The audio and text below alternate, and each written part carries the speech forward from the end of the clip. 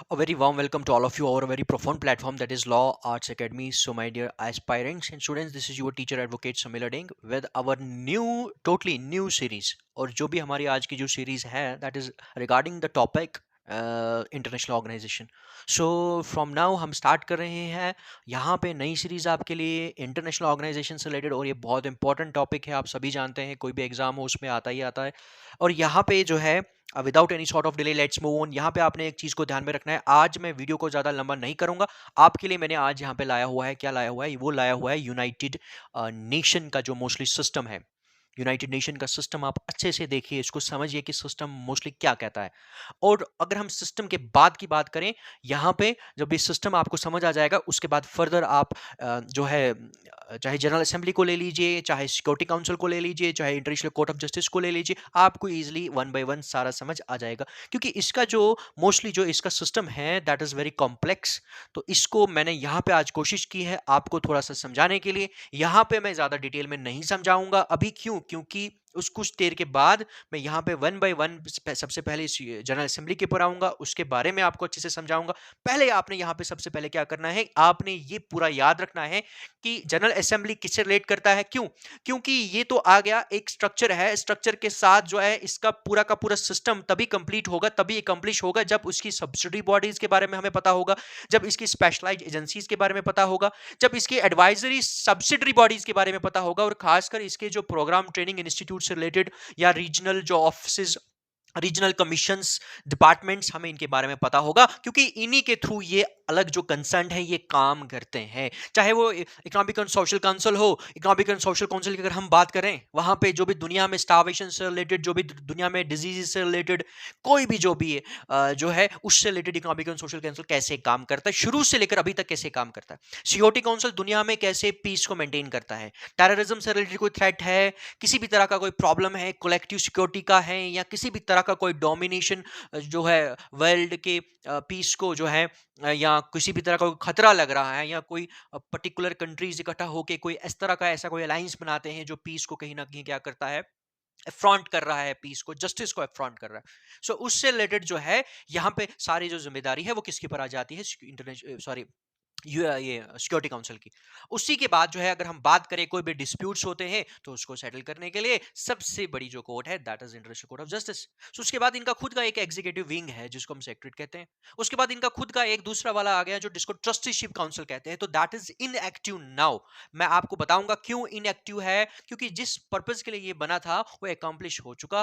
और इसका डेट आपने याद रखना है यहाँ पे कि पर्टिकुलर किस कंट्री की आजादी को हासिल करने के बाद जो हमारा ट्रस्टीशिप काउंसिल है वो सस्पेंड कर दिया गया. सस्पेंड मींस अभी है, मन इनएक्टिव है. इनएक्टिव मींस अभी फंक्शनिंग नहीं हो रही है इसकी. सो इसके ऊपर हम और आएंगे. अभी जस्ट आपको मैं डिटेल में नहीं पढ़ाने वाला, क्योंकि अभी नेक्स्ट वीडियो में जो वन बाय वन हम पढ़ेंगे तब. अभी जस्ट आपने एक चीज को रिमाइंड करना है कि किस तरह से अपनी सब्सिडरी जो बॉडीज के थ्रू काम करते हैं और कौन सी किससे रिलेट है. बिल्कुल ये मैंने यहाँ पे यही बताने की कोशिश की है कि सबसे पहले अगर हम देखें यहाँ पे, जैसे आपने देखा होगा सब्सिडरी बॉडीज है, तो यहाँ पे जनरल असेंबली की हम बात करें, general assembly is noun for its deliberative function, क्योंकि इसका काम ही है डेलिब्रेशन करना.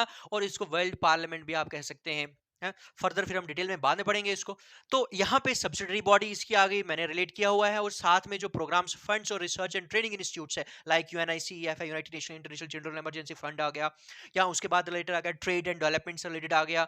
या उसके बाद अगर कोई बीमारी है जैसे एड्स है या बाकी है, या आगे यूनाइटेड नेशन का यूनिवर्सिटी से रिलेटेड कोई कोई भी आ गया, या टूरिज्म से रिलेटेड आ गया. तो उस तरह से ये क्या करता है, ये काम करता है, या डब्ल्यूटीओ से रिलेटेड है. ठीक है, तो यहाँ पे कोई जरूरी नहीं है आपको कि पूरे के पूरे याद रखने, या रेफ्यूजी से रिलेटेड आ गया जैसे. ठीक है, तो आपको पूरा का पूरा इनका कोई कोई पूरा याद नहीं रखना है. आपको सिर्फ ध्यान में रखना है कि मेन मेन जैसे है यूएनआईसीईएफ है, उससे रिलेटेड आपको पूछा जा सकता है कि भाई बताइए किससे रिलेट करता है. ठीक है, उसके साथ साथ में आपने ध्यान में रखना है कि सब्सिडरी बॉडीज आ गई. सब्सिडरी बॉडीज किसकी? जनरल असेंबली की. तो आपने याद में रखनी है कि जैसे डिसआर्मामेंट कमीशन है, ह्यूमन राइट्स काउंसिल है, इंटरनेशनल लॉ कमीशन हम सभी जानते हैं. ठीक है, तो उससे रिलेटेड इनकी कमिटीज और कमीशन है. ओके, देन आया यहाँ पे कि इसके साथ साथ जो है जनरल असेंबली की खुद की जो है आप कह सकते हो आगे फर्दर एडवाइजरी सब्सिडी बॉडी भी है.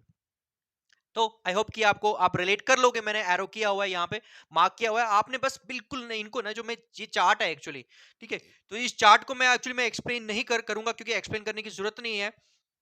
फर्दर हम इनके ऊपर खास के ऊपर हम आएंगे, इनके ऊपर भी हम आएंगे। सभी तो नहीं पॉसिबल है, मगर जो मेन है स्पेशलाइज एजेंसीज मेन है, ये जो मेन है यहाँ पे मैं पक्का पढ़ाऊंगा, श्योरली पढ़ाऊंगा आप लोगों को। मगर अभी आपने इस चार्ट को दिमाग में अच्छे से डाल देना है। तो उसके बाद यहाँ पे आया सिक्योरिटी काउंसिल। सिक्योरिटी काउंसिल में सिर्फ दो ही चीजें हैं, एक इसकी खुद की जो सब्सिडी बॉडीज है, और उसके बाद किससे रिलेट करता है ये, वो सेम जिस तरह से जनरल असेंबली रिलेट करता है, एडवाइजरी जो है सब्सिडी बॉडी, ये भी रिलेट करता है। यहाँ पे आपने एक चीज को ध्यान में रखना है कि सिक्योरिटी काउंसिल में जैसे आ गया टेररिज्म से, बिल्कुल इसका काम ही यहाँ पे है। जैसे मिलिट्री स्टाफ कमेटी है, टेररिज्म से रिलेटेड या पीस कीपिंग ऑपरेशंस है, तो उससे रिलेटेड इसकी खुद की सब्सिडी बॉडी है, उसके थ्रू ही ये फंक्शनिंग करता है। इकोनॉमिक एंड सोशल काउंसिल बिल्कुल one of the most indispensable we can say organ जो है इस सिस्टम का, जो सबसे बड़ा, तो सबसे नॉट सबसे बड़ा बट फंक्शन इसके बहुत ज्यादा है, बहुत इंपॉर्टेंट फंक्शन है। और यहाँ पे देखें तो यहाँ पे एक तो आ गया इसका, बिल्कुल ये वाला आ गया। इसके साथ साथ जो आ गए हैं इसके ये फंक्शनल कमीशन एंड रीजनल, और साथ में आ गए इसके ये वाली स्पेशलाइज एजेंसीज। तो स्पेशलाइज एजेंसीज सिर्फ ये यहाँ किसकी है, जब भी आपको पूछा जाएगा, लेबर का आ गया, एग्रीकल्चर का आ गया, यूनेस्को का आ गया, या WHO का आ गया, या आपका आ गया इसके साथ साथ अगर हम देखें मॉनेटरी से रिलेटेड आ गया।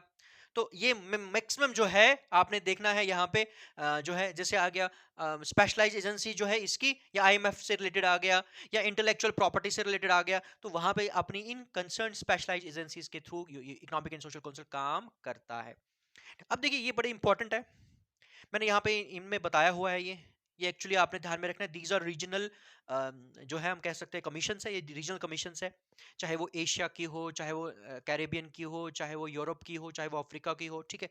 तो उसके बाद इससे रिलेटेड ये सारा का सारा ये फंक्शनल कमीशन है, बिल्कुल इसके थ्रू ही ये काम करता है। तो वो तो ऑब्वियस है करेगा ही करेगा। इसके ऊपर रिस्पॉन्सिबिलिटी, जिस तरह सिक्योरिटी काउंसिल के ऊपर बहुत ज्यादा बड़ी जिम्मेदारी है, बहुत बड़ी जिम्मेदारी है, और वो क्या है, to maintain peace and security in the world, और दुनिया को देखिए। सबसे पहला मैं क्वेश्चन यहाँ पे आप लोगों को एक चीज बताना चाहूंगा, क्वेश्चन राइज भी करना चाहूंगा, कि मोस्टली जब भी हम पढ़ते हैं कि whenever there was a we can say failure of league of nation, हम पढ़ेंगे लीग ऑफ नेशन से मैंने स्टार्ट करना है, फिर यूनाइटेड नेशन जो नेक्स्ट वीडियो हमारा रहेगा। पहले लीग ऑफ नेशन के ऊपर आएंगे हम, लीग ऑफ नेशन के बाद थोड़ा सा बताऊंगा मैं, फिर यूनाइटेड नेशन के ऊपर हम आएंगे, क्योंकि जब तक लीग ऑफ नेशन समझ नहीं आएगा तब तक यूएनओ समझ नहीं आने वाला आपको।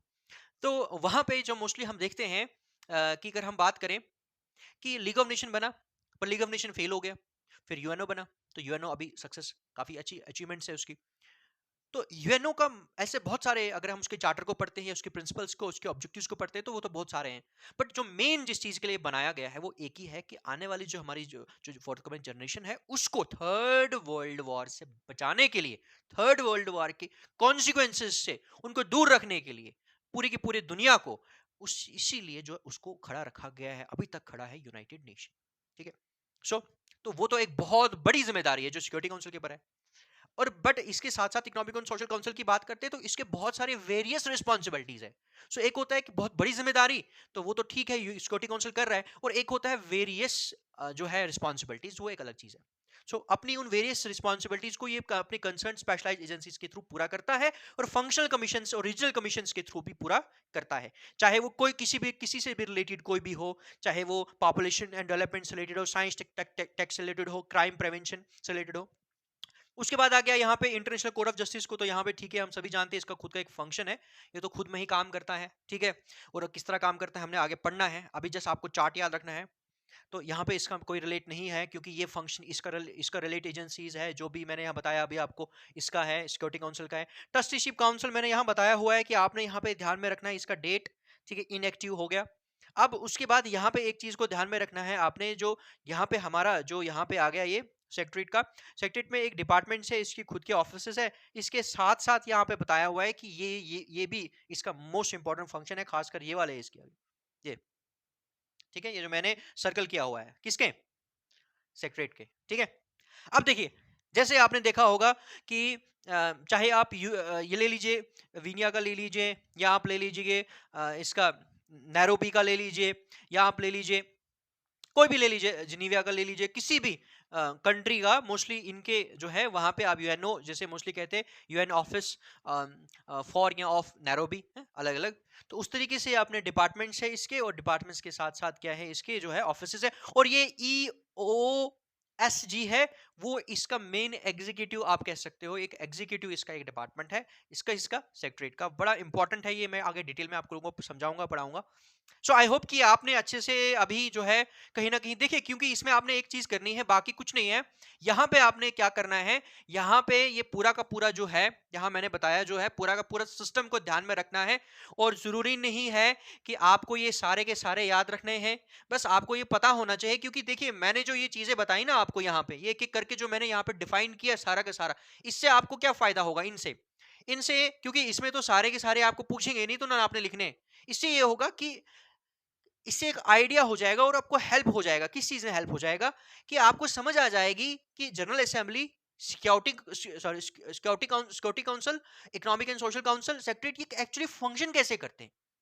क्या ये खुद में एक इंस्टीट्यूट है, क्या खुद में एक जो है ऑर्गन ऑर्गन है ये अगर हम इनको सेपरेटली देखें तो ये किस तरह काम करते हैं, क्या ये अकेले काम करते हैं, क्या ये इनके साथ कोई और भी कंसर्न जो है एजेंसी जुड़ी है, कोई कंसर्न बॉडी जुड़ी है, कोई कंसर्न डिपार्टमेंट जुड़े हैं, कोई कंसर्न ऑफिसर्स जुड़े हैं। हाँ, तो ये चीजें जब आप अपने माइंड में इस चार्ट को लेके चलोगे, और उसके बाद जब एक वन बाय वन आप जनरल असेंबली के ऊपर आओगे, उसका डायनामिक पोर्शन पढ़ोगे, उसका जो बेसिक है उसको पढ़ोगे, तो आपको आसान हो जाएगा यूएनओ को समझने में, उसके जो बाकी ऑर्गेनाइज ऑर्गन्स है इनको समझने में आपको बहुत आसानी हो जाएगी। जब आपको ये चीजें समझ आ जाएंगी कि भाई किस तरह काम करता है ये सब्सिडरी बॉडीज, प्रोग्राम्स और funds, research and training institutes, ये किसके हैं, स्पेशलाइज्ड एजेंसीज किसकी है, एडवाइजरी सब्सिडी बॉडी किसकी है, सब्सिडी बॉडीज जो ये वाली है काउंटर टेररिज्म और कमेटीज, ये किसकी है, फंक्शनल जो कमीशन है, रीजनल कमीशन है,